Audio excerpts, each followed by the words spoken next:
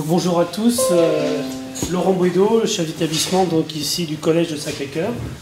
Voilà, vous présentez en deux mots le collège de Sacré-Cœur, 850 élèves, 2 dispositifs Ulysse, une SECPA et bien sûr un collège de la 6e à la 3e. Bienvenue à l'équipe NETEC et bienvenue à vous tous. Les collègues, je pense que vous êtes tous ou presque administrateurs réseau. J'en suis un ancien. J'ai un peu lâché prise, mais c'est encore un domaine qui m'intéresse. Voilà. Et puis, comme je fais partie de NETEC, des commissions numériques, de tout ce qu'on veut, on me fait appel quand il y a besoin. Et du coup, eh bien, je suis un petit peu au courant des choses. Et mon rôle aujourd'hui est davantage politique que technique. Voilà, mais j'ai Christian Chapelle qui fait le boulot avec moi pour la partie technique. Voilà, bienvenue à vous. Vous êtes dans un local tout neuf, vous n'êtes pas les premiers à l'utiliser parce qu'il y a des élèves qui viennent tous les jours, mais on a une belle installation avec un amphithéâtre derrière. Peut-être qu'on vous l'a montré là il y a quelques minutes, ou sinon, Christian, vous ouvrirez la porte aux collègues pour le voir. Bienvenue à vous, apprenez bien, écoutez bien. Là, on va vous présenter des innovations, je pense, des choses moi, il y a des choses qui m'intéressent. Je vais rester un petit peu. C'est mon adjointe qui est présente aussi, donc du coup, qui va écouter pour moi. Et puis, c'est bon travail à vous et avancez dans vos projets, dans vos établissements. Conseillez bien vos directeurs. C'est important. Voilà. Merci. Merci. Ok. Philippe, un petit mot introductif. Vas-y. On est content de... Ça fait 2 ans qu'on n'avait pas fait d'atelier et on a décidé de recommencer et de renouveler un peu plus oui, la fréquence. De renouveler la fréquence, effectivement. Donc l'atelier de cet après-midi, on a comme invité 2 prestataires fournisseurs qui s'appellent Retis et Triad. Et donc en termes de thématique, on va aborder la cybersécurité et aussi la partie cloud, surtout Microsoft, et la virtualisation. Voilà. On a un timing assez serré parce que le programme est... donc pour vous montrer l'ordre du jour. Donc on commence par une partie état de la menace, où est-ce qu'on en est sur les problématiques d'attaque liées à notre monde, mais je dirais aujourd'hui les frontières entre l'espace privé, l'établissement scolaire ou l'entreprise n'existent plus, hein, tout ça c'est perméable. Ce qui va être assez intéressant, c'est de voir une attaque. Hein. Donc là, vous verrez une petite mise en scène sur une vraie démonstration d'attaque en direct. Vous allez voir, c'est assez spectaculaire. Toute une partie sur les actualités autour du cloud dans la sphère Microsoft. Une petite pause de 15 minutes pour les madeleines. Et puis et enfin, autre partie, un état de l'art sur la virtualisation, bon, assez rapide parce qu'il y a beaucoup à dire, et avec notamment le témoignage d'Emmanuel Rivière qui est administrateur à Pontivy, qui lui-même a vécu cette action de mettre en place des virtualisations de postes dans son établissement. Voilà. Donc Alexandre Souquero, je vous laisse vous présenter qui est Retis, ce que vous faites, et puis, très rapidement, ouais. Et puis le contenu. Donc, Société Retis, on est un intégrateur réseau et télécom. Donc on a 3 grandes activités. La partie qu'on nomme Digital Workplace, c'est en fait tout l'espace de travail d'un collaborateur, qu'il soit dans l'entreprise ou à l'extérieur, donc tous les outils qui vont permettre à quelqu'un de travailler. Une autre activité qui est plus l'infrastructure, donc là c'est toutes les couches physiques, donc du câblage, toutes les couches jusqu'à la virtualisation. Et la 3e activité c'est la cybersécurité, puisque les 2 premières ont besoin d'un peu de sécurité, donc la partie cybersécurité. Et puis juste pour la pause Madeleine, en fait on a amené un petit démonstrateur qui pourrait être intéressant pour vous, c'est une nouvelle technologie qui s'appelle le Li-Fi. Donc je vous expliquerai à la pause Madeleine entre 2 bouchées cette technologie-là qui peut peut-être vous intéresser demain. Donc n'hésitez pas à poser des questions, c'est interactif. Donc l'état de la menace, les attaques du moment. Aujourd'hui, dans le monde dans lequel on vit, en fait, la première vulnérabilité d'un système d'information, quel que soit le domaine d'activité, c'est l'humain. Voilà, donc on a beau mettre toutes les technologies en place, tous les pare-feux, les protections, tout ce que vous voulez en fait, l'humain reste le maillon faible. C'est pas nous qui le disons, hein, c'est l'ANSSI, l'ANSSI qui est l'organisme qui régit un peu toute la cybersécurité en France. Et donc là, ils demandent aux prestataires comme nous de faire un gros focus sur l'éducation. Alors ce mot-là, je pense qu'il fait écho chez vous, l'éducation digitale. Sachant que, comme l'a dit Théorétique, c'est que la frontière entre le perso et le privé et le travail devient quasiment inexistante. Et aujourd'hui, il y a quand même un gros phénomène, c'est-à-dire la notion de social ingénierie. Aujourd'hui, si je veux trouver de l'information sur quelqu'un, c'est trop facile, puisqu'on est tous soit sur des réseaux sociaux, soit on fait partie d'une asso, soit on a été publié sur un Ouest France. Avant, par exemple, quand on avait des publications dans les journaux du coin, il fallait la version papier. Maintenant, sur Internet, une semaine après, on a tous les articles. Donc là, aujourd'hui, si je veux préparer une attaque du vol d'information, je vais faire mes courses sur Internet, je vais demander à Google qui est plutôt efficace, et je vais comme ça collecter un tas d'informations. Donc c'est ce qu'on appelle le social engineering. Il faut savoir que la plupart des attaques, pas toutes, mais la plupart, en fait, il y a cette phase-là qui est en amont. Et aujourd'hui, de par l'ouverture de tous les médias, c'est de plus en plus facile de trouver l'information. Typiquement, dans vos établissements, vous avez forcément un service achat, enfin quelqu'un qui met des factures. Je veux vous extorquer de l'argent. Je pense que c'est assez simple de trouver une liste de prestataires qui travaillent pour vous et d'envoyer une fausse facture et demander à être payé en temps et en heure. Ça, c'est typiquement une attaque qui marche toujours très bien, qui est très classique.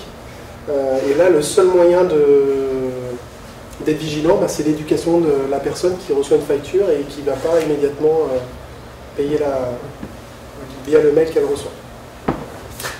Une fois qu'on a fait ça, le social engineering, donc ça vous le connaissez, c'est le phishing. Donc ça peut paraître un peu old school, mais c'est ce qui marche le mieux. Depuis quelques années, la base d'attaque et les vecteurs en fait sont de plus en plus forts. C'est-à-dire aujourd'hui, on est capable de voler des millions d'adresses email, alors qu'il y a quelques années, il y a 10 ans, les attaques étaient plutôt ciblées, tout le monde n'était pas ouvert en fait, alors qu'aujourd'hui, on peut voler des dizaines de milliers, voire des centaines de milliers d'adresses email, et je vais arroser. Donc il y a cette formation de phishing, par exemple, un cas concret, il y a une entité qui s'appelle La Poste, que tout le monde connaît. Le nom, quand on voit un mail ou une information qui vient de La Poste, La Poste c'est quelque chose qui est connu, donc on a un a priori positif, et donc on ne fait pas attention. Donc, par exemple, La Poste, qu'il faut savoir, ils ont une équipe dédiée de 5 personnes qui tous les jours luttent contre le phishing, ce phishing-là. Demain, vous, en termes de cible, vous devez recevoir des mails un peu bizarres, voilà, éducation, ministère de machin, rectorat bidule. En fait, quand on regarde bien au fin fond de l'adresse mail, on dit tiens, c'est bizarre, l'extension c'est .tu ou .je ne sais pas quoi, et là il y a peut-être un doute. Mais aujourd'hui, ce qu'il faut savoir, c'est que le phishing reste une attaque assez classique. Donc pour faire du phishing, il faut faire du social engineering. Le phishing aussi peut être très ciblé. Tout à l'heure, je parlais de prendre à défaut les achats, par exemple, pour se faire payer des choses, ça marche très bien. Ce qu'il faut savoir, c'est que c'est un vrai business, ça marche très bien. Là, je vais faire du social engineering et je vais envoyer un mail qui fait que la personne va absolument croire ce qu'elle va recevoir, en fait. Aujourd'hui, La Poste, alors juste pour vous dire jusqu'où ça va, parce qu'on pense toujours au mail, mais le phishing aussi, maintenant, il faut faire un phishing qui est un peu bizarre. C'est maintenant, dans les boîtes aux lettres, il y a des gens qui laissent des avis de passage. Vous avez un faux avis de passage. Donc les gens, ils se renseignent, et pour recevoir ton colis, tu payes. Ça marche super bien. Bon, voilà. C'est vous alors. Donc c'est des cas concrets en fait. Faut pas se croire que... C'est vrai qu'on navigue un peu dans la sphère informatique, mais voilà. Donc vous en fait, vous faites partie du monde de l'éducation, et voilà, il faut vraiment se méfier, puisqu'on peut se faire passer pour différentes entités dans le monde de l'éducation, et vous volez de l'information. Une fois qu'on a réussi à faire du phishing, l'attaque qui est dans le best-of du moment, c'est un peu la démonstration qu'on va faire tout à l'heure, c'est le ransomware. Donc en gros, j'ai préparé, quelqu'un a cliqué malheureusement, on fait le pari qu'il y a toujours un pari, parce que tout le monde n'est pas protégé à la même enseigne. Enfin voilà, il y a des vieux systèmes, il y a des systèmes qui ne sont pas à jour. Donc c'est un petit peu un pari, donc moi je balance 10 millions d'emails. Sur les 10 millions, il y en a peut-être 100 000 personnes qui vont cliquer. Sur les 100 000 qui vont cliquer, il y en a peut-être 80 000 qui sont protégés.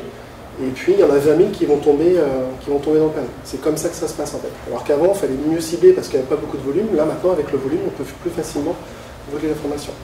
Et le ransomware, aujourd'hui, vous verrez tout à l'heure, en fait, nous on a développé notre propre ransomware. Donc c'est pas quelque chose non plus... il y en a qui sont très intelligents, mais aujourd'hui on parle de zero day, puisque aujourd'hui c'est pas...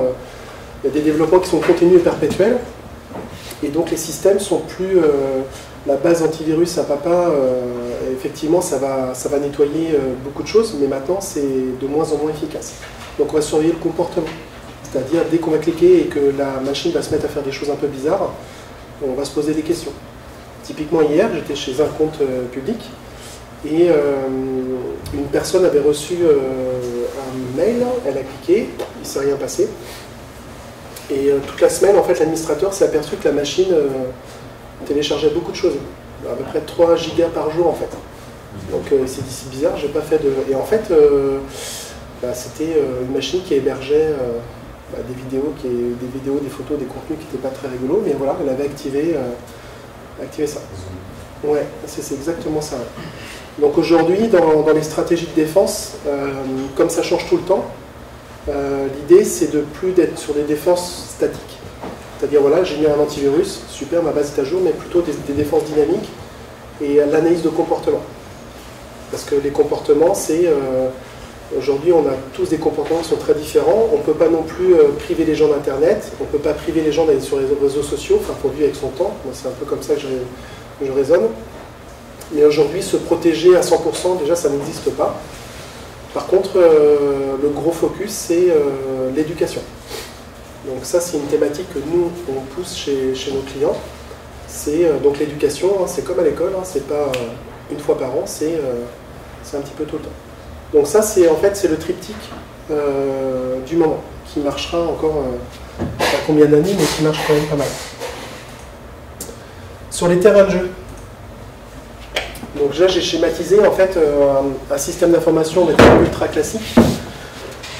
Il y a déjà la partie mobilité. Aujourd'hui, vous et les enseignants des PC qui peuvent être dans l'établissement ou à l'extérieur, moi quand je pose des questions, alors les gens me disent non, quand je le ramène à la maison, je fais que du pro. Bon. Mais voilà, un jour sur un entretien à la comité de direction, il y avait un comité de direction, puis le patron dit ah ben non, moi mon petit-fils, autrefois je lui ai installé un jeu, puis c'est bizarre parce que toutes les langues se sont déliées après. Donc enfin, ça, c'est la vraie vie, en fait. Voilà, j'ai un PC, je le ramène à la maison, je fais des trucs perso dessus, pas de souci. Aujourd'hui, tout à l'heure, on disait que la frontière entre... aujourd'hui, la frontière physique de je suis dans l'établissement et je suis extérieur, en fait, est compliquée à matérialiser. Ça n'existe quasiment plus. Puisque je peux accéder à tous mes contenus perso, autant depuis l'établissement que quand je suis chez moi. Et aujourd'hui, on ne peut pas driver les usages. Si aujourd'hui, vous faites une politique très restrictive pour dire tu n'as le droit d'aller que sur ces sites web là, tu n'as le droit de faire que ça, c'était une époque, je ne sais pas si vous avez des systèmes de filtrage d'URL. Si on propose. Ouais. Non mais il y a une époque en fait quand on a fait nous les premiers déploiements, il y avait des politiques très restrictives. Typiquement, ça va faire sourire, mais par exemple à l'époque de Roland Garros, tout était verrouillé parce que les gens passaient trop de temps. Maintenant, bon, ok, il faut... Donc voilà, comment un peu compliqué en fait. Donc il faut ménager un petit peu le chou et la chèvre comme on dit. Donc la mobilité c'est un vrai sujet. Et la mobilité c'est aussi le smartphone. Le smartphone c'est plus un téléphone, c'est un ordinateur comme le PC que j'ai ici en fait. C'est un ordinateur. C'est un ordinateur, ça héberge des applications. Sur un smartphone il y a plein d'applications. Ça héberge de la donnée. Donc là je vais juste faire un petit mot, prononcer un petit gros mot, la GDPR, les données personnelles. Sur vos smartphones, en fait, que vous soyez directeur ou du corps enseignant, en fait, il y a forcément des données, c'est pas qu'elles sont pas lieu d'être, mais voilà, d'un point de vue pratique, j'accède à ma messagerie, quelqu'un m'a envoyé un PDF en lecture, le document est stocké là. Aujourd'hui, c'est un système qui est très peu protégé. On met facilement un antivirus sur un poste ou une protection sur un poste de travail, par contre, le smartphone est zappé. Donc aujourd'hui, c'est un gros terrain de jeu. J'expliquais à certains tout à l'heure, la semaine dernière, j'étais à un salon, il y avait des tags. Aujourd'hui, dans le salon, je suis sûr qu'il y a des tags pirates, donc on flash le QR code, on télécharge une appli, ça c'est une appli Android ou iPhone, hein, il n'y a pas de différence. Hein. Apple n'est pas aussi bien protégé que... D'ailleurs, la démo qu'on avait eue, c'était de l'iPhone, d'ailleurs. Et l'application s'installe, on l'utilise normalement, c'est nickel. Sauf que l'application, on appelle ça des backdoors, en fait, elle installe d'autres programmes. Et puis, la démonstration qui était bluffante, c'est que la personne a pu activer la prise de son. Donc, imaginez un VIP, un patron d'établissement, je sais pas, il y a une réunion un petit peu de patron d'établissement, j'active à distance l'audio. Et en fait, quand il fait une réunion, en fait, les personnes, le smartphone en général, maintenant, il est posé ici, en fait, à côté du PC, en fait. C'est très rare qu'il soit au fin fond de la poche ou derrière la pièce. Et là, ce qui était bluffant, c'est qu'on a enregistré toute la conversation. Et ça, c'est une thématique qui est très présente. Donc aujourd'hui, un des vecteurs et un des points d'entrée, c'est quand même le smartphone. Et les smartphones sont maintenant connectés au système d'information. C'est plus le smartphone qui fait juste des appels 06, 08, ça n'existe plus en fait. Donc ça, c'est un terrain de jeu qui est important. Le deuxième terrain de jeu, c'est la protection périmétrique. Quand je rentre chez vous, en fait, là, je dois montrer les mains propres, en fait. Et puis, sur cette partie-là, il y a le contrôle d'accès. Aujourd'hui, par exemple, il y a beaucoup d'objets connectés, que ce soit des PC, des smartphones, ou même des imprimantes, des machines à café, enfin, tout est typé. De temps en temps, je suis sûr que vous êtes posé la question, une fois, en disant, bon, j'aimerais bien savoir tout ce qui est connecté sur mon infrastructure, en fait. Et là, comme un client aussi, je cite beaucoup de clients, il y a un client qui s'appelle, je ne vais pas donner le nom, mais il travaille dans la pharmacie, c'est un groupe international, et un jour, le RSSI a dit, moi, je veux avoir l'inventaire exhaustif de tout ce qui est connecté sur l'infraréseau. On parle de centaines de milliers d'équipements, en fait. Donc là, il ne sait pas comment faire. Donc aujourd'hui, il y a des dispositifs qui permettent de contrôler. Quand je vais me connecter soit en filaire, soit en réseau, je vais étudier le profil du bidule qui se connecte. Le bidule, je ne sais pas ce que c'est, mais je vais étudier son profil. Tiens, je te reconnais, tu es un ordinateur. Tiens, je te reconnais, c'est Patrick. Ah, tu es identifié, je vais te mettre dans le bon réseau et avec les bons droits d'accès. Par contre, si je ne te reconnais pas, je vais te donner des droits limités et tu auras accès au surf. Et l'administrateur va recevoir une notification comme quoi, tiens, il y a un truc qui est rentré sur le réseau, il n'a pas montré patte blanche. C'est ce qu'on appelle le NAC, le NAC, Network Access Control. C'est des technologies qu'on a développées, nous, qu'on a déployées il y a 10 ans qui ne marchaient pas, parce que la charge d'exploitation, c'était une usine à gaz. Et aujourd'hui, elles sont très matures. Donc aujourd'hui, en fait, vous allez pouvoir traiter 90% des équipements en automatique. C'est un système qui apprend. Et les 10% qui restent, il faut traiter le cas particulier. Mais par contre, ça donne une bonne maîtrise de qui rentre et qui sort. C'est exactement quand je mets un digicode. Voilà, si une maison, c'est pas un moulin en fait, on rentre pas comme ça. Le réseau, maintenant, il faut être vigilant, on ne peut pas rentrer. Petite aparté, je reviens à la GDPR. Voilà, si un jour vous avez une fuite de données, on vous demandera, première chose, est-ce que vous avez la maîtrise des gens qui se connectent sur votre infrastructure? Oui, tout est dans l'AD. Ouais, mais ok, mais si je prends une prise réseau au hasard, là, est-ce que j'ai pas accès? Voilà, je suis en DHCP, j'ai mon adresse IP, je scanne, pouf, j'ai tous les serveurs, et puis patati patata, quoi. Donc le NAC, en fait, aujourd'hui, c'est une technologie qui est mature et qui permet de contrôler qui rentre chez moi, en fait. Et puis après, il y a un terrain de jeu qui va être introduit par Triade. Allez, tout le monde aime bien avoir ses applications chez soi, mais maintenant, on est ouvert au monde extérieur, dans le cloud. Donc on a des applications qui sont chez nous, donc elles sont dans une armoire, verrouillées à clé, machin. Et puis après, on a d'autres applications qui se baladent dans le nuage. Comment je fais pour sécuriser? Comment je fais pour savoir qui a accès? Quand vous avez une application dans le cloud, par exemple, est-ce que je suis certain que les personnes qui accèdent ont bien les bons droits? Donc là, par exemple, la thématique, je reviens toujours à GDPR, c'est il y a des systèmes aujourd'hui qui permettent de contrôler qui accède à l'information. Aujourd'hui, la fuite de données, demain, ça deviendra un vrai problème. Je cite un cas concret. Une entreprise de l'agroalimentaire. Dans l'agroalimentaire, on ne peut pas déposer des brevets des recettes. C'est impossible. Donc voilà, on fait des recettes, c'est assez compliqué. Puis on les met, en général, on coupe les fichiers, on les met en plusieurs.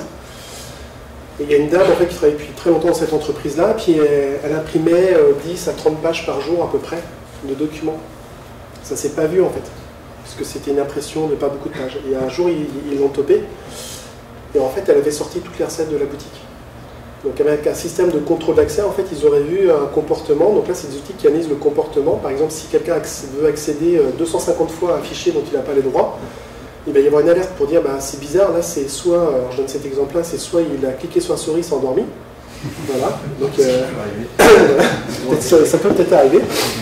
Soit c'est quelqu'un qui essaye vraiment. Et là, c'est un comportement. Donc là, c'est un comportement qui n'est pas normal en fait. Pourquoi cette personne essaye désespérément d'accéder à ce répertoire? C'est pas normal. Donc là, l'administrateur reçoit une alerte pour dire tiens, il se passe quelque chose. Donc l'ANSSI, en fait, c'est ce qu'elle appelle la défense en profondeur. Aujourd'hui, sur tous les systèmes ici, on est sur des systèmes on va dire, de défense périmétrique. Je vais défendre mon poste de travail, je vais faire mon périmètre. Par contre, la défense en profondeur, c'est qui accède à la donnée. D'accord? Donc ça, c'est pareil, si demain vous vous intéressez à la GDPR, c'est aussi un sujet que vous devez traiter. Au moins, montrer que vous avez le contrôle de l'accès aux informations. Vous me dites hein, si je vais trop vite. La méthode. Aujourd'hui, quand on fait une attaque, donc là on fait une démonstration qui va se passer sur un temps super court. En fait, il faut imaginer qu'une attaque, c'est beaucoup de méthodologie. Il ne faut pas imaginer le hacker au fond d'une grotte, là, il s'est levé lundi matin, il dit tiens, je vais attaquer la planète. Non, c'est pas ça, c'est très méthodique. C'est des organisations ou des gens qui sont très organisés. Donc il y a deux équipes, il y a les activistes. Vous avez dû entendre parler récemment là, sur les Jeux Olympiques, là il y a eu quelques soucis. C'est peut-être des activistes. En fait, les activistes, ils vont viser des entités pour faire le buzz ou parce que des gens sont contre la société. Donc là, on parle d'activistes qui vont vraiment faire des choses pour nuire, en fait. Et le reste, bah, c'est des gens qui vont essayer de voler de l'information. Donc, cas concret aussi, un centre hospitalier qui est client de Rétis a dû évacuer pendant 2 jours tous les patients les plus durement touchés en fait parce que ils ont été victimes d'un crypto-locker, donc c'est ce qu'on va vous montrer tout à l'heure, donc les fichiers étaient chiffrés, la sauvegarde était entièrement chiffrée, donc le système d'information était complètement paralysé, donc ils ont été obligés de fermer une partie de l'hôpital. Imaginez un peu le DSI a dû rendre des comptes assez sévères, mais bon, c'était pas forcément de sa faute. Donc aujourd'hui il y a de la reconnaissance, ça c'est important de savoir qui je vais attaquer et comment. Donc après il y a l'attaque, on verra tout à l'heure comment se passe une attaque.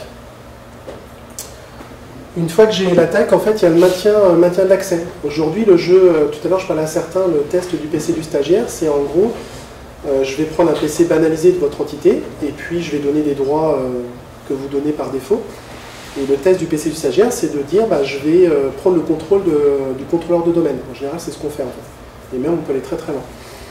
Si au bout d'un quart d'heure, on y arrive, on peut très largement estimer que la sécurisation, elle n'est pas top. Par contre, si au bout de 5 jours on n'y arrive pas, ou alors au bout de 5 jours on y arrive, on pourrait dire, bon, 5 jours, ça a duré tellement longtemps qu'on peut peut-être se faire choper par la patrouille. Par contre, si ça se passe en un quart d'heure, là on n'a pas le temps de voir en fait. Donc le hacker, en fait, ce qu'il va faire, en fait, il va essayer de prendre le contrôle du système et il va se cacher.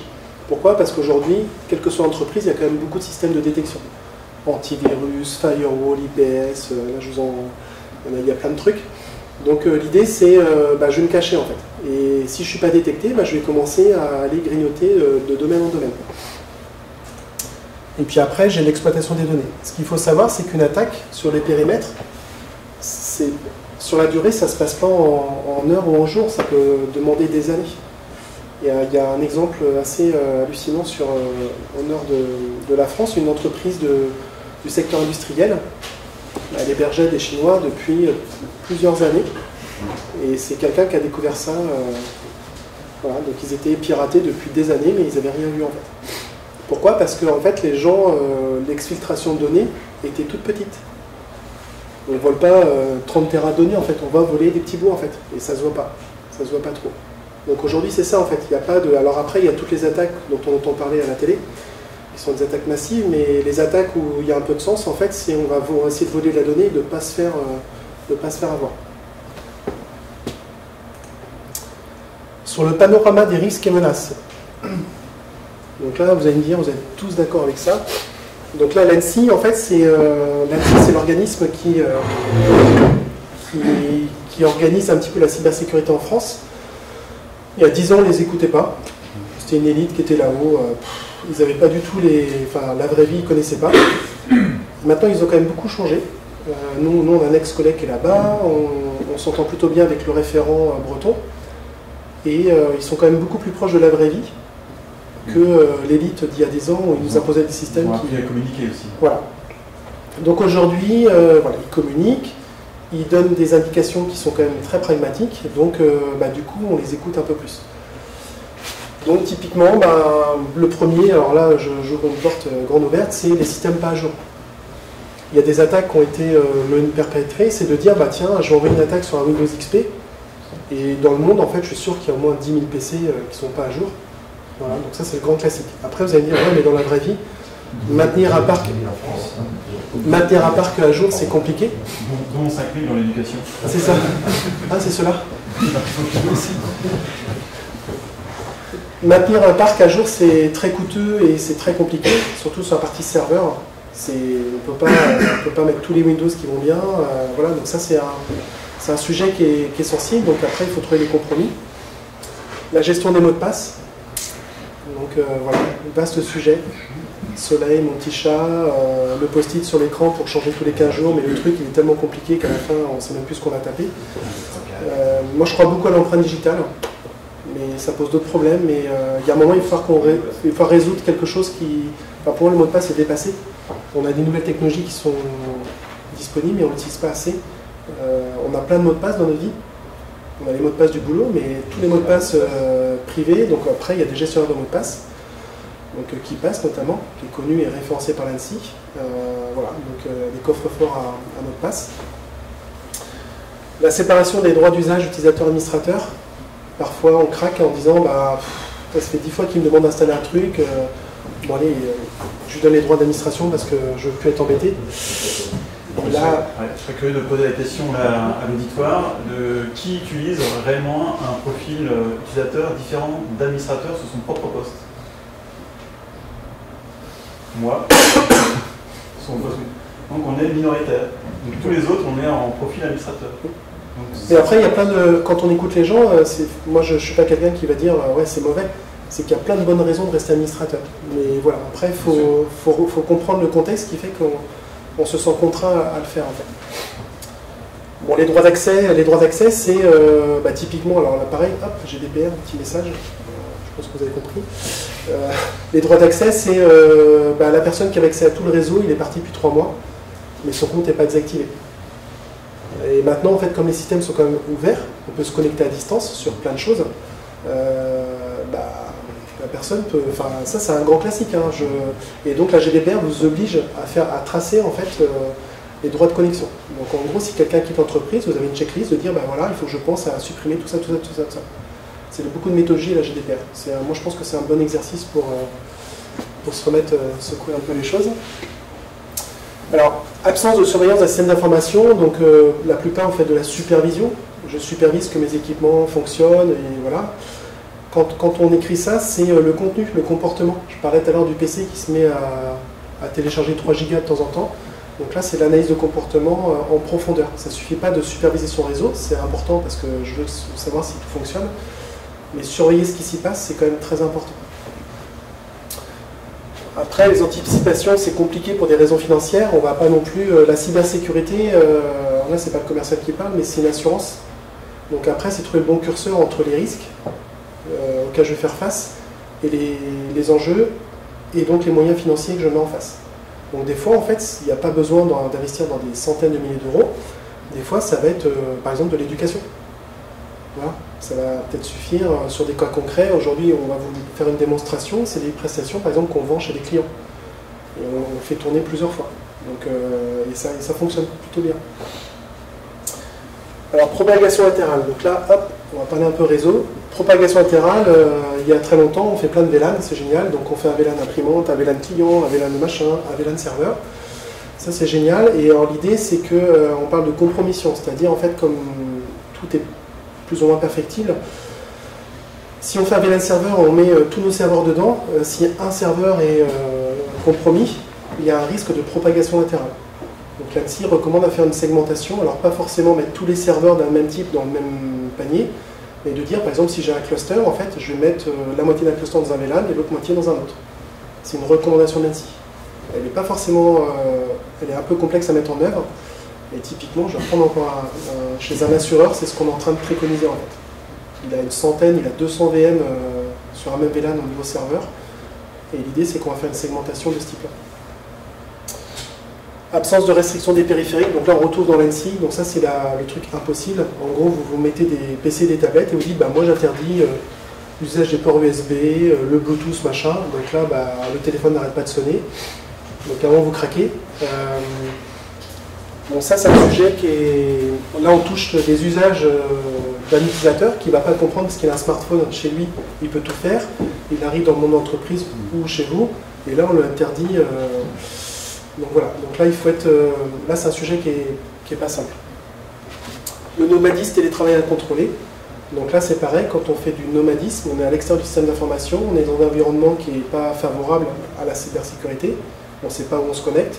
Donc il existe des systèmes qui permettent de protéger en fait l'environnement. C'est-à-dire on va être capable d'émuler un environnement de travail spécifique, par exemple à votre lycée ou votre collège, et les données ne vont pas sortir de cette bulle en fait. On appelle ça capsule, donc voilà, c'est porte bien son nom, donc on fait une bulle, et la personne qui veut travailler va travailler dans cette bulle-là. Par contre, à côté, elle peut travailler sur son monde personnel en fait, mais les deux ne vont pas se mélanger. Par contre, ça amène une contrainte d'ergonomie.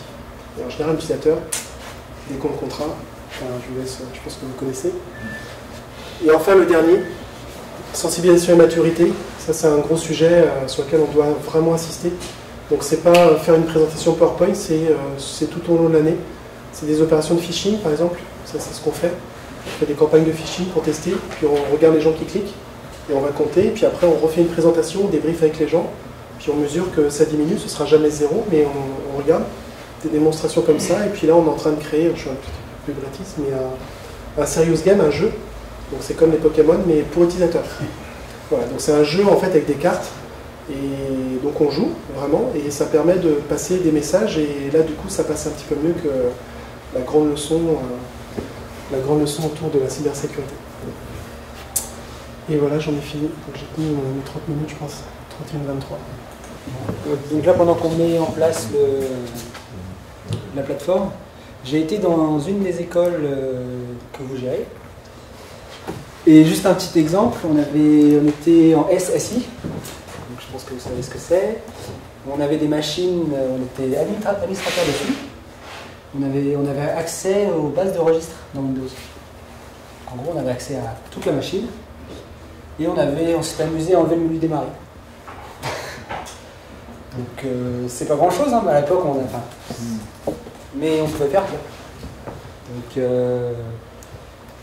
a du boulot en sécu et il y a de quoi faire. Et après on rame. On avait remis, on avait laissé ça 2 semaines et le prof avait été assez sympa. Il nous avait dit bon, je sais que c'est vous votre groupe. On a 4 heures de cours, voilà. Il y a bien un moment où je vais partir, je sais pas, vous allez être un peu tranquille. Vous remettez ça bien à la fin. Donc on avait fait ça. On avait réussi à choper les comptes d'accès à la boîte mail du directeur. Sympa. Involontairement. Involontairement, on avait réussi, à l'époque, Orange avait... Ah oui. Il était connecté en même temps que nous. Et on était allé sur orange.fr, on était tombé dessus. Donc maintenant ça me fait rire. Enfin, mais j'imagine qu'il va encore rester quelque chose comme ça.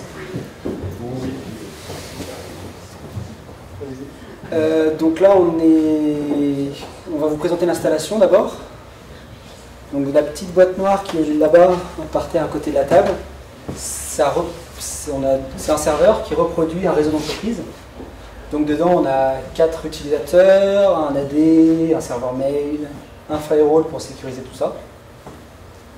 Moi, avec ce PC là, je représente un utilisateur en mobilité donc, qui va être dans le train pour notre exemple. Et moi avec mon ordinateur portable et ce petit boîtier. Donc une Raspberry, c'est une sorte de petit téléphone portable, mais enfin pour résumer c'est la taille d'un téléphone portable. Et donc je représente l'attaquant dans le serveur. Il faut vraiment se mettre dans la tête que le serveur qu'on a là, ça représente l'entreprise ou le réseau et qu'on n'a pas à l'emporter pour faire une attaque. Nous on est là pour modéliser le scénario, mais en cas concret, moi je vais juste utiliser mon PC en tant qu'attaquant pour attaquer quelqu'un. Voilà. Et vous êtes situé où exactement par rapport lui il est à l'extérieur, ouais. Là c'est le boîtier interne, vous êtes où? Moi je suis, alors là forcément c'est câblé parce que on utilise aussi ce PC là comme pour accéder à l'interface du serveur, mais en tant qu'attaquant, je n'ai pas de connectivité directe. Vous allez voir avec le scénario, en fait, moi ce que je vais faire, c'est qu'on va monter un point d'accès malveillant et on va attendre des connexions sur ce point d'accès pour... Sinon après ça se passe au niveau d'internet après. Le contexte c'est, vous avez déjà pris TGV, donc le TGV maintenant il est Wi-Fi, donc ce qu'il faut savoir c'est qu'on peut faire ses courses dans le TGV. Le matin, il y a beaucoup de VIP, voler de l'information c'est trop facile. Moi j'ai déjà vu des documents confidentiels défense là ouverts devant moi, enfin voilà, c'est trop facile. Le TGV maintenant offre des connexions Wi-Fi, et je suis sûr et certain, ma main coupée, que la démonstration qu'on a montrée, ça s'est déjà produit. Donc en gros l'idée c'est de monter une borne Wi-Fi pirate et d'attendre que quelqu'un s'y connecte et puis on verra. Donc ça c'est le scénario en fait. C'est le même version. C'est ça. Là, si vous avez votre téléphone, vous pouvez vous connecter sur la SR. Voilà. Ouais. Vous mettez votre téléphone, vous avez SNCF écrit dessus. Et c'est une bonne population, c'est-à-dire pareil, pourquoi dans le contexte de la démo, c'est si je prends le TGV le matin en première classe, je suis sûr de choper du patron, du VIP, voilà, c'est pas... Si je fais ça à McDo, bon ok, je vais voir les photos de dernière, mais ça va être moins intéressant. Par contre, dans le contexte de SNCF, c'est super intéressant. Et vous allez voir que... vous allez voir. Donc voilà l'introduction pour la petite démonstration. Donc ça, c'est moi. C'est ce PC-là, et l'écran que vous avez là, c'est l'écran du hacker. La victime. On va Allez. commencer. Donc là, j'active ma Wi-Fi. Donc, comme si je voulais me connecter dans le train, tout bêtement. On voit SRCF Wi-Fi, on l'a un petit peu modifié, droit d'auteur. Voilà. Donc là à gauche, nous en tant qu'attaquant, on a pu voir qu'une personne s'est connectée à notre réseau Wi-Fi entre guillemets. Donc, comme tous les portails gratuits ouverts, on a un portail captif qui s'ouvre en même temps que le navigateur. Ouais, on a retourné le logo. Vous voyez que c'était pas original entre guillemets, mais C'est la vraie page. mais voilà. Donc un phishing, c'est vraiment simple à faire. Hein. C'est CTRL-S d'une page internet, on modifie 2-3 trucs et c'est bon. Donc je rentre mes coordonnées. À partir de là, on aurait pu faire un simple man in the middle entre guillemets, c'est-à-dire rediriger le flux et voir tout ce qui s'y passe. Mais, on va faire un petit autre scénario. Donc là, on voit le côté serveur. Je sais pas si vous avez le temps de, côté hacker, pardon. Je sais pas si vous avez le temps de voir, mais en fait, ce qu'on a fait, c'est qu'on a réussi à déployer un keylogger. Alors en fait, sur les navigateurs, on passe à les extensions, et il se trouve que c'est la plupart des vulnérabilités des navigateurs, on va dire. C'est dû aux extensions. Là, par exemple, cette année, il y a eu Cisco WebExt, donc une extension pour les caméras, qui a pas arrêté de prendre des CVE, donc des vulnérabilités. Et c'est ce genre de vulnérabilité qu'on va pouvoir exploiter, par exemple. En tant qu'attaquant, on peut cumuler les vulnérabilités pour être sûr de taper un maximum de personnes. Là, on a ciblé directement, mais ouais. Parce que là, le navigateur, il est à jour. Je vais vous le montrer. Navigateur, version officielle, bon là il est à jour.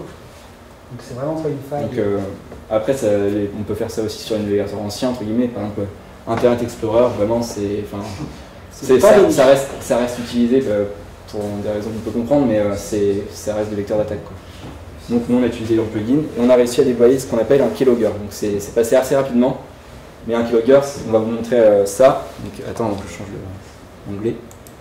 Un keylogger, c'est un outil qui va nous permettre de récupérer la frappe clavier de la victime. Donc là, on voit bien que l'utilisateur écrit et nous, de notre côté, on va pouvoir récupérer sa frappe juste en ayant exécuté notre petit keylogger sur son PC via la vulnérabilité. Moi, je navigue, je vois rien. Enfin, pour moi, c'est une navigation classique. Et le navigateur n'a absolument pas indiqué qu'il installait quelque chose. Le plugin était déjà présent.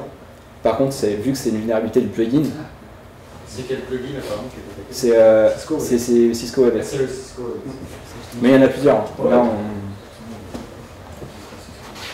on voit l'historique. Voilà.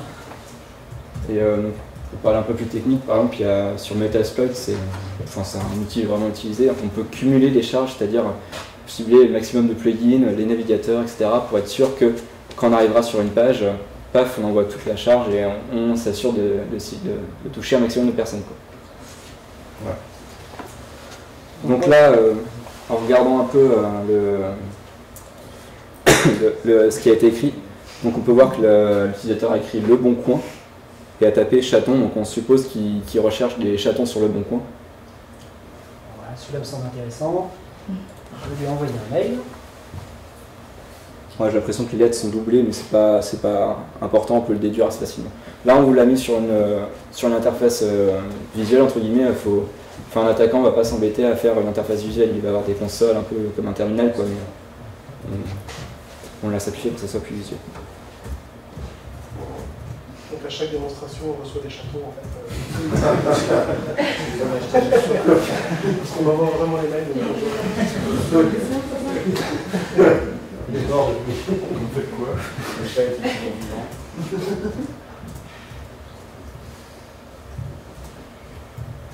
Pareil, là vous avez vu que certains caractères sont affichés entre crochets. En fait, ce qu'il faut voir, c'est que nous, on se récupère vraiment les touches clavier. On ne récupère pas ce qui est affiché à l'écran.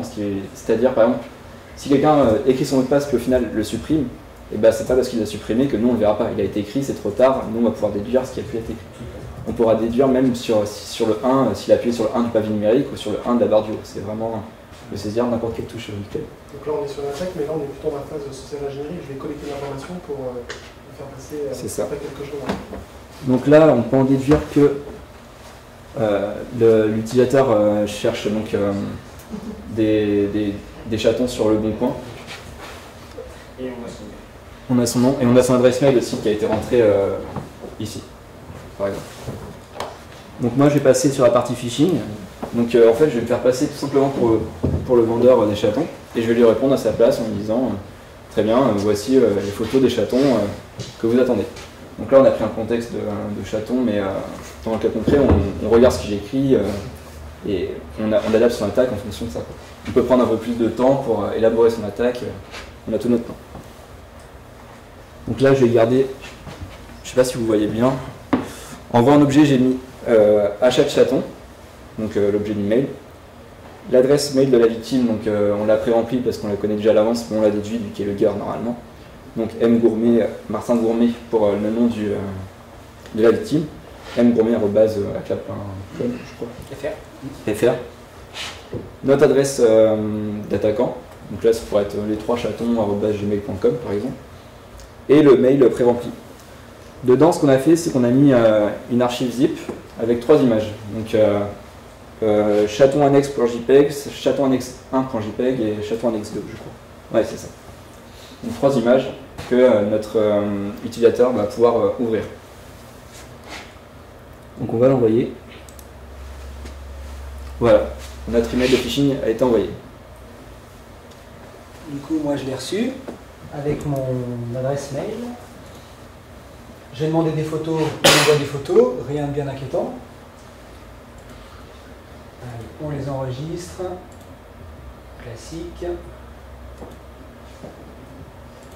Téléchargement. On extrait une photo.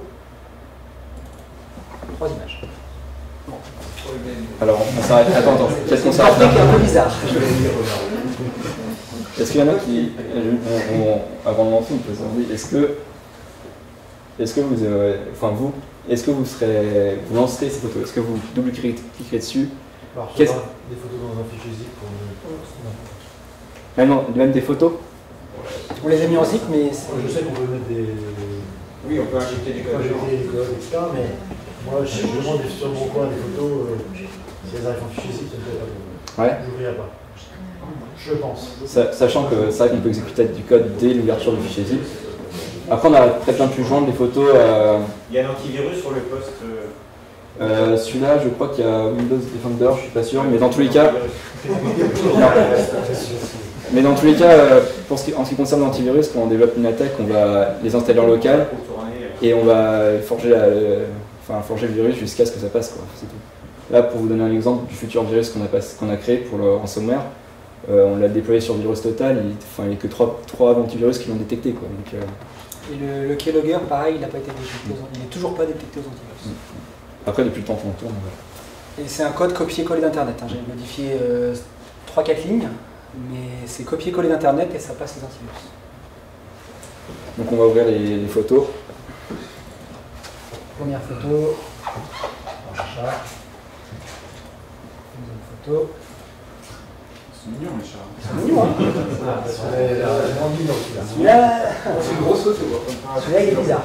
C'est-à-dire qu'elle clique sur le nom peut-être pour montrer ce qui se passe. Donc, sur le... On clique sur le nom pour leur montrer. Là, ce qui est suspect, donc là, j'ai cliqué dessus. Il s'est pas ouvert, il s'est pas ouvert. Et c'est une application. Puis, moi, elle montre le RLO peut-être. Et normalement, quand je modifie l'affichage, c'est comme ça.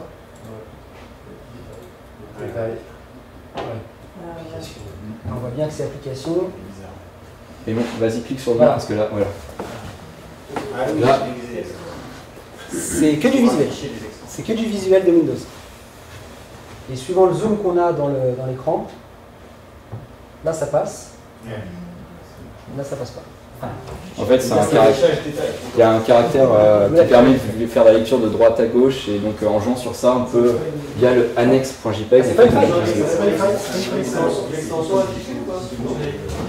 En fait, vas-y, double clic. Fais un running. Ah oui. Ouais, vas-y. Pareil, les extensions ne sont pas affichées. Il faut choisir sur le fichier. Voilà. Il faut cocher, masquer les extensions et valider. Et c'est n'importe quel poste Windows qui peut avoir ça. C'est une base dans Windows, on fait clic droit, inverser l'ordre de lecture. Donc là, il dit jpeg.annex, jpg.annex. Il lit de droite à gauche. Voilà. D'où le nom Donc annexe. nous, ce qui s'est passé de l'autre côté, c'est qu'on a pu récupérer donc une capture d'écran de son ordinateur pour vous prouver que ça s'est fait en direct. Je vais vous afficher l'heure en bas à droite. Donc 14h52, c'est à peu près l'heure actuelle. 54. 54, bah en fait c'est au moment où il a cliqué sur la photo. Donc voilà. Et on a également récupéré sa caméra. C'est ça. Pas forcément. Ça c'est vraiment, ça aurait pu être un plugin qui avait rien à voir, on aurait quand même pu récupérer. Donc là on voit que la caméra est allumée. Il y a, je sais pas si vous voyez, il y a la petite LED. Bah, c'est pour ça que, enfin, on va pas vous mentir, mais nous on le voit en école de cyber, la plupart des étudiants ont un scotch ou un cache câble. Là, on en a un sur les PC, enfin, je vais pas le tourner, mais. Donc voilà, on sait. Sachant que ça, on l'a pris parce que c'est très visuel. Ouais, on l'a on l'a là. Mais on peut exécuter, enfin, avoir un shell, donc avoir une commande dessus, on peut avoir un peu tout ce qu'on veut. Ouais, c'est ça. À cause de la faille dans l'extension Chrome. Donc c'est vrai que la caméra c'est visuel, mais en temps normal, on essaie de se cacher un maximum, récupérer l'information en se cachant. Nous, de notre côté, on va essayer d'être un peu plus brutal, on va dire.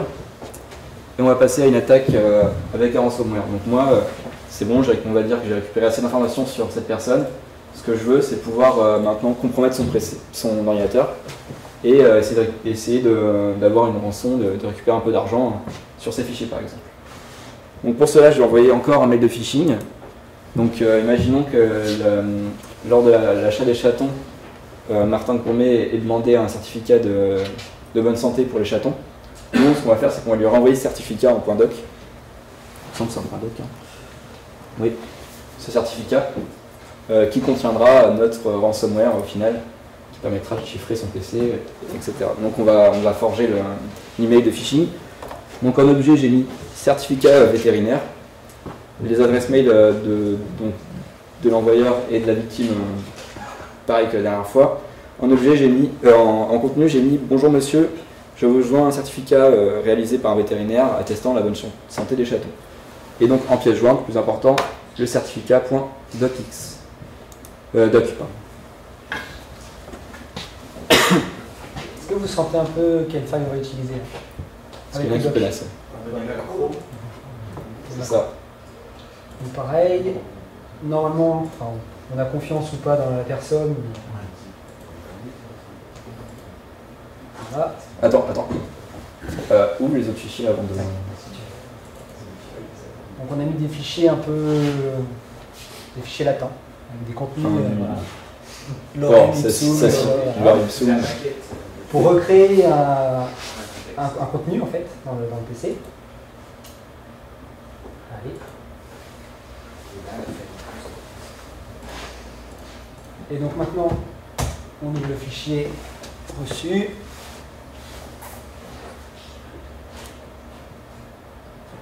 Là, c'est le PC qui est lent. Un fichier vide. Et un petit exécutable qui se lance derrière. Et voilà. Donc ça a pris quoi? Une seconde? 2 secondes? Ouais, c'est ça. En gros, à l'ouverture du document Word, on a pu exécuter donc un ransomware, donc un logiciel malveillant quoi, qui nous a chiffré nos fichiers. Donc Erwan, vas-y, essaie de les ouvrir pour voir s'ils sont accessibles. Donc le ransomware était où? Il était dans la macro?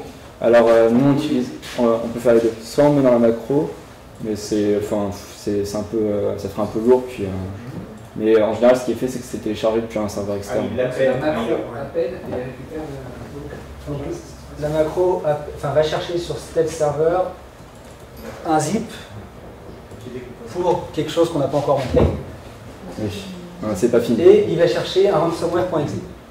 Pour ceux qui doutent du téléchargement, on peut très bien héberger ça sur un Pastebin par exemple, enfin des liens genre un Amazon serveur, donc des liens certifiés on va dire, certifiés et accessibles. Et on peut très bien les chiffrer et déchiffrer une fois sur le poste, ce qui fait qu'on ne peut pas déterminer ce qui était téléchargé. On ne peut pas le stopper avant. Ouais. Donc, renomme l'extension pour montrer que c'est vraiment chiffré, qu'on ne peut pas...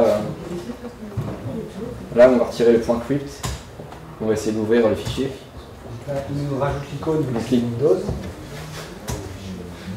Toujours. Il y avait juste ça à faire. C'est ça. Donc là, ça a été chiffré en AES 256. On peut toujours essayer de retrouver la clé. Ça Avant de passer à la suite, donc en ransomware, nous on avait fait un ransomware entre guillemets légitime qui chiffre vraiment les fichiers. Il faut savoir que certains ne vont même pas se prendre la peine de chiffrer les fichiers et vont juste modifier complètement le contenu, mettre n'importe quoi et demander une rançon, complètement supprimer les fichiers. On a vu aussi des cas de ransomware qui, au contraire, menaçaient de délivrer les fichiers sur Internet si une rançon n'était pas payée. Et on a vu aussi des cas beaucoup plus vicieux qui supprimaient un fichier toutes les 10 secondes, 20 secondes, tant que la rançon n'était pas payée. Là, je vous imagine la gestion de crise. Donc si c'est un poste élève, c'est pas trop grave. Si c'est la direction, c'est peut-être un peu trop grave. Ça, c'est à vous de voir. Donc,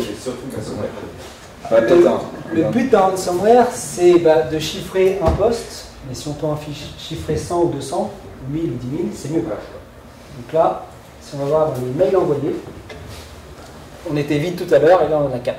14h58 aujourd'hui. Ah oui, c'était pour le carnet d'adresse. Il a chopé tout le carnet d'adresse. Et donc, il a réutilisé la signature. Il a mis quoi? Il a créé des objets, tout ça, voilà. Oui. Et comme on reçoit un mail, voilà, puis on reçoit un mail, je sais pas, moi je reçois un mail de Martin que je connais, les enveloppes d'à côté. Comme ça, je fais attention, je fais par défaut confiance. C'est comme ça que ça va se passer en fait. C'est exactement. Bien si on avait un nano-scénariste avec une clé USB. Je mets. Le zip joue une importance si elle était venue en dur, est-ce que ça aurait été intercepté si on j'aurais Exchange, pu, sinon on aurait pu mettre un lien. Tout simplement. Exchange, enlève tous les zips. Là ce matin on a fait l'expérience d'un fichier BAT. Et il enlève les fichiers BAT aussi. Donc le zip ça passe, l'exit ça passe pas. Et même sur les dernières versions d'Exchange, il va décompresser le zip pour regarder ce qu'il y a dedans. C'est la dernière version. Je vais brancher sur le réseau. Donc là, on va s'intéresser au reste de l'entreprise, donc les emails qui ont été reçus par les autres collaborateurs. Mais techniquement, il y a des transferts qui sont à l'extérieur, c'est des adresses IP qui sont officielles, donc obligatoirement on sait à quel endroit ça se trouve. Ça passe pas par les proxys, même par les OS. Non, parce qu'après il y a un problème pour le retour. Pour le retour, bah, ça dépend ce que je cherche à faire pour une rançon. Si je mets la... Pour remonter, pour aller récupérer les... Mais non, parce que on peut utiliser une machine qui a une faille. Ah ouais. Et là, on est sur le cadre d'interface local. Ouais, mais si on détecte cette machine qui a une faille, vu que c'est le premier maillon qui nous permet de remonter la chaîne, on remonte au fur et à mesure. Ce matin, on a... Non, c'était toi qui m'en as parlé ce matin. On est en alternance, donc on dépend d'un organisme qui gère nos contrats. Il est allé voir sur, son site web, sur le site web de l'organisme qui gère les contrats.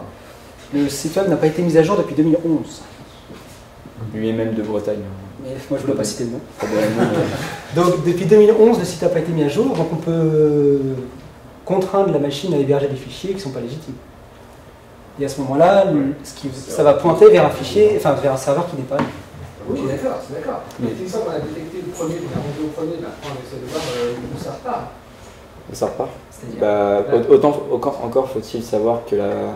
Non, parce qu'ils ont positionné leur attaque en dehors de chez eux. En gros, ils se sont servis de tout le monde pour faire leur attaque. Après, ils s'enlèvent de ça. Il allait chercher un fichier sur un hébergement connu comme Amazon, par exemple, c'est pas forcément quelque chose de bizarre en fait. Non, ce que je veux dire, c'est que le fait que quand on récupère une information, c'est pour l'utiliser cette information. C'est pas pour qu'elle soit stockée à tout un machin qu'on ne sait pas où. On remonte l'information, on récupère cette information. Là, il n'y a pas d'information récupérée par l'attaquant. Si, le keylogger. Pour le keylogger, oui, d'accord. Mais pour le ransomware, non. Oui, un keylogger, dans la réalité, il n'envoie pas une... Enfin, actuellement, on envoie chaque touche, on envoie un message. Dans la réalité, il va attendre de stocker un mois de... Voilà, et il fait un paquet. Boum. Et donc, on peut remonter vers l'adresse. Donc ça, c'est pour les keyloggers. Pour les ransomware, on le dépose une fois à un endroit, et après, il se duplique. Donc, il n'y a jamais d'émetteur. On a vu des cas d'exfiltration malware, donc exfiltration de données, où là pour le coup c'était plus envoyé sur YouTube carrément ou sur des serveurs Microsoft. Donc là on envoie de fichiers sur Microsoft avec un petit peu de stéganographie, je ne sais pas si vous connaissez, enfin ça se voit pas, c'est impossible de le détecter. Après ça dépend du type d'attaque qu'on veut faire, mais clairement pour un petit réseau, en général on n'a pas besoin de s'embêter de monter une attaque hyper complexe pour monter l'information, c'est pas plus compliqué. Ah, vas-y, je te laisse le faire si tu veux. C'est mieux avec ça. Là, on est obligé de projeter sur petit écran parce que, comme je vous l'ai dit, on se connecte à notre entreprise qui est là. Donc, sur l'attaque, en fait, le ransomware, c'est nous qui l'avons créé. Donc, comme je disais tout à l'heure, en fait, on pourrait s'amuser à le modifier tous les jours, toutes les heures. Ouais, c'est un jeu de cache-cache en fait. Donc après, la protection, ça ne peut pas être, excusez-moi l'expression, mais virus à papa qui dit, on dit tout à l'heure, en fait, là on exploite des vraies failles, en fait, c'est pas dans un contexte idéal forcément pour la démonstration, mais c'est des choses réelles et concrètes. Donc l'idée c'est d'avoir des défenses qui permettent de détecter ces comportements-là. En fait. On voit qu'il y a beaucoup d'attaques où en fait, le noyau d'origine est toujours le même. Hein. C'est des dérivés. Une déclinaison. Après, ce qu'on disait avec Jean-Loup et qu'un de nos collègues, c'est que les fonctionnalités de chiffrement de fichiers, au final, elles sont légitimes. Par exemple, si on veut chiffrer sa clé USB pour pas qu'elle soit accessible par les autres, bah, c'est un outil de chiffrement qu'on utilise juste à des fins, là pour le coup, de rançon. Mais on peut pas, c'est dur de peser qu'est-ce qui est mal et bon. Et je ne sais pas si vous avez entendu parler de l'outil Microsoft anti-ransomware. Attends. Il s'appelle comment C'est intégré à Defender, je crois. C'est une sous-partie de Defender. Donc c'est bien, c'est intégré dans tous les Windows. Sauf qu'ils ont démontré qu'en utilisant les appels système faits par Word, ça passe. Donc, si on utilise un ransomware qui utilise Word pour chiffrer les données, il ne va jamais détecter. Alors que si on utilise une fonction Python AES quelque chose, là il va se faire avoir. Donc il y a toujours des solutions qui vont trouver quelque chose, mais qui vont pas assez, qui vont laisser passer quelque chose. Donc, là on voit, je suis du coup sur le PC d'un autre collaborateur de l'entreprise qui a reçu un mail de Martin Gourmet, le PC de là-bas, qui lui dit d'aller voir en USB un fichier zip. Donc, on enregistre téléchargement.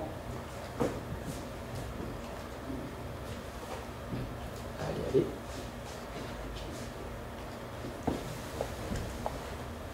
On l'extrait. Là, on reste dans la thématique du phishing et du social engineering. Mais si on avait voulu, en tant qu'attaquant, être plus technique et pas se baser sur des failles humaines, on aurait pu se baser sur des failles informatiques pour diffuser. Mais là, on préfère se baser sur des emails de phishing, parce que c'est une faille humaine. Donc là, il y a un fichier, une application. Donc là, c'est carrément suspect. On reçoit un zip de quelqu'un avec une application dedans.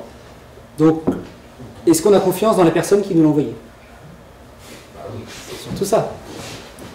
Donc, si l'expéditeur a le nom de quelqu'un qu'on connaît. Là, il y a la signature du mail, il y a tout. Et c'est le bon mail en plus. Et c'est le bon mail. Si on a vraiment confiance en lui, voilà. Il fallait pas. Maintenant, on l'a affiché pour que ce soit visible. C'est comme l'exécution du programme qu'on a eu à l'ouverture du doc. Ouais. C'est comme nous, on a choisi de faire le changement du fond d'écran au début. Et en temps normal, en sommaire, il va changer son fond d'écran à la fin, une fois que tous les fichiers sont chiffrés. Donc là, ce PC-là, donc celui qui est affiché, il est dans l'entreprise. Donc il a accès à toutes les données de l'entreprise. L'autre, il est dans le train, on va dire qu'il avait accès qu'à son disque local. Celui-là, il a accès à son disque local, son disque réseau et le disque commun de toute l'entreprise. C'est pour ça que ça prend du temps, parce que là, il est en train, on voit là, archive, Z archive, donc il est en train de... C'est ça. Il chiffre tout. Ça, on peut préciser que là, évidemment, on fait une démo autour de produits Microsoft, Windows, etc. Mais c'est valable dans le monde macOS, Android. Totalement, totalement. Ah, ou Linux. Linux également, c'est faille. Donc, il n'y a aucun système qui est préservé. Non. Je pense que là, le scénario qu'on démontre, c'est quand vous avez, je reviens à la première phrase que j'ai dit tout à l'heure, là on exploite la faille humaine. Et parce qu'on est à peu près sûr que surtout ça va fonctionner. Par contre, si on se basait que sur les machines, effectivement, il y a des dispositifs qui vont être mieux protégés que l'humain. En fait. Et là, c'est la faille humaine qu'on exploite. Et aujourd'hui, c'est le maillon faible. C'est le maillon faible. C'est normal. Donc là, je suis sur le disque commun. Et bah, tout est... Les extensions, là c'est peut-être pas assez grand, mais les extensions sont en point encrypted. Donc ça a le même comportement que l'autre. Ça chiffrait les lecteurs réseau parce qu'ils étaient connectés sur des lettres. S'ils avaient été juste appelés par des partages, ça n'a produit de la même manière. Là, on a utilisé une commande, on l'a développée en C# qui récupère tous les lecteurs réseau connectés. Ouais, c'est une lettre avec en effet outil connecté lecteur réseau. Voilà. Ce ransomware-là ne fait pas de recherche sur le réseau pour trouver. Là, on aurait entre guillemets, si on ne montre pas des lecteurs réseau au démarrage, on aurait contré entre guillemets. Ça n'aurait pas été propagé. Parce qu'il pourrait aussi scanner les Ah oui. Ce ransomware-là, on l'a développé en une semaine. Hein. C'est pas une bête de course. Mais il était détecté que par 5 antivirus sur 66. Actuellement, on l'a déposé, ce matin il était à 49 sur 66. Dans les milieux industriels, il y a eu des attaques célèbres, en fait, c'est comme ça que c'est passé. En fait, ils ont visé une machine et une fois qu'ils ont réussi à rentrer, ils ont scanné. Et en milieu industriel, c'est très peu protégé pour le coup. Et les scans ne sont pas surveillés en fait. Donc là, je reviens sur surveiller ce qui se passe dans son réseau. Si on voit des machines qui commencent à scanner tout le subnet, c'est bizarre. Comment ça se fait que qu'est-ce qui se passe là? Donc avant on avait les HP Jet Direct Timing, je sais pas quoi, là. Donc là c'était toujours normal, hein. Le truc était... Voilà, mais maintenant non, c'est plutôt normal. Les scans de port. Et donc là je suis sur une autre machine, qui est, on l'appelle collaborateur numéro 2, qui lui est sécurisé avec l'offre endpoint de chez Checkpoint. Donc, qui permet de à la fois faire de l'antivirus classique, mais aussi faire de la compliance. Donc, c'est-à-dire que si le poste n'obéit pas à certaines règles, on va le mettre en quarantaine, on va restreindre certains accès réseau, etc. Et donc là, c'est un système qui étudie le comportement. Voilà. C'est ça. Avec une fonctionnalité anti-ransomware. Sur ce poste-là qui n'est pas installé, mais c'est une fonctionnalité à activer qui va détecter les comportements, ouais, c'est ça. Et s'il trouve que on va accéder d'un coup à 4 fichiers et qu'après on ne peut plus les ouvrir, c'est suspect, donc là il va arrêter le processus. Donc, entre guillemets, on va avoir que 4 fichiers de corrompus. C'est à vous de déterminer, bon ça c'est une solution de checkpoint, mais c'est à vous de déterminer les règles de réaction. Je l'isole, je bloque tout, c'est à vous de déterminer le déclenchement. Ouais. Ça existe chez le produit ouais, c'est vrai qu'on utilise, l'analyse comportementale. Utiliser les stratégies pour les déployer. Alors, oui. J'ai rien eu le temps de faire. J'ai extrait le zip et voilà, l'antivirus m'a tout de suite. C'est pas grave, tu désactives mon antivirus et je vais Ouais, j'ai le droit d'administration sur les parties. Donc voilà. Oui. Donc voilà pour la petite démonstration. Vous avez vu, en fait, on est quand même dans un cadre idéal, dans un contexte idéal. Vous avez vu qu'on a exploité à fond la faille humaine et je pense que vous vous rendez compte que ce qu'on a fait, c'est tout à fait plausible. Je reçois un mail de quelqu'un que je connais, je clique, forcément. Moi, en tant que... je vais raconter ma vie, mais je suis secrétaire de mon entreprise. Un jour, j'ai reçu un mail comme ça. C'est un Excel, en fait, qui est attaché. Et j'ai eu un gros doute, en fait. C'est parce qu'on est abonné à des cartes Sésame.